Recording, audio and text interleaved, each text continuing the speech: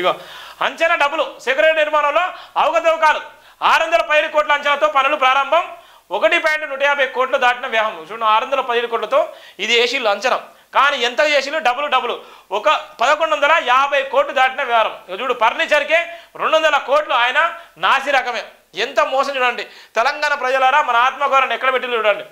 అదనపు ఖర్చులకు పరిపాలన అనుమతి నీళ్లు ఇప్పటికే కొనసాగుతున్న వర్క్స్ బీఆర్ఎస్ శ్రేణులకు చెందిన సంస్థలకే పనులు బాధ్యతలు అంచనాల పెంపుపై సర్కార్ ఆరా.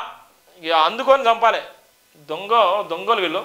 చూడు 617 కోట్లు సెక్రటరీ నిర్మాణానికి 617 కోట్లకు సంబంధించిన సెక్రటరీ నిర్మాణానికి ఎన్ని కోట్లు పెట్టిందంటే 1150 కోట్లు 1150 కోట్లు పెట్టుకున్నారు. 617 కోట్లకు సంబంధించినటువంటి కాంట్రాక్టు 1150 కోట్లు పెట్టింది.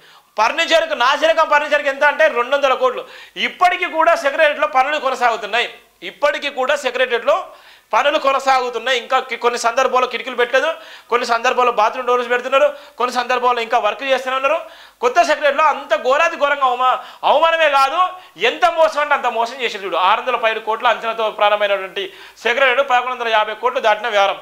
అదనపు ఖర్చుకు పరిపాలన అనుమతి నిల్లు ఇప్పటికే కొనసాగుతున్న వర్క్స్ బీఆర్ఎస్ శ్రేణులకు చెందిన సంస్థలకే పనులు బాధ్యతలు అంచనాల పెంపుపై సర్కార్ ఆరాధించిన నేపథ్యం ఉంది. ఫర్నిచర్కి 200 కోట్లు అయినా నాసిరకమే. చూడు కేసీఆర్ ఏం చేసిండు, ఎంత ఘోరంగా చేసిండు. అందుకే కేటీఆర్ చెప్తున్నాడు, మా దేశంలో మాయ చేసినందుకు ఎవరు చేయాలని చెప్తున్నాడు. బీఆర్ఎస్ హయాంలో నిర్మించిన కొత్త సెక్రటరీ అంచనా వ్యయం డబుల్ అయినట్టు తెలుస్తున్నది. నిర్మాణం కోసం ముందుగా 617 కోట్లు ఖర్చు చేసేందుకు అనుమతి లభించగా దాని వ్యయం ప్రస్తుతం 1.150 కోట్లు దాటిన సమాచారం. రూల్స్కు విరుద్ధంగానే అంచనా వ్యయం పెంచినట్టు ప్రచారం జరుగుతున్నది. పరిపాలన అనుమతులు లేకుండానే పర్మిషన్కి మించి ఖర్చు చేయడం వివాదంగా మారింది. ఎలక్ట్రికల్ గార్డెనింగ్ ఫర్నిచర్ సెంటర్లు చేసి ఇంటర్నెట్ నెట్వర్కింగ్ పనుల కోసం అంచనమే. చూడు ఎంత ఘోరం జరిగింది, ఎంత మోసం. ప్రతిదీ కూడా మోసం చేసిన సందర్భం ఉంది.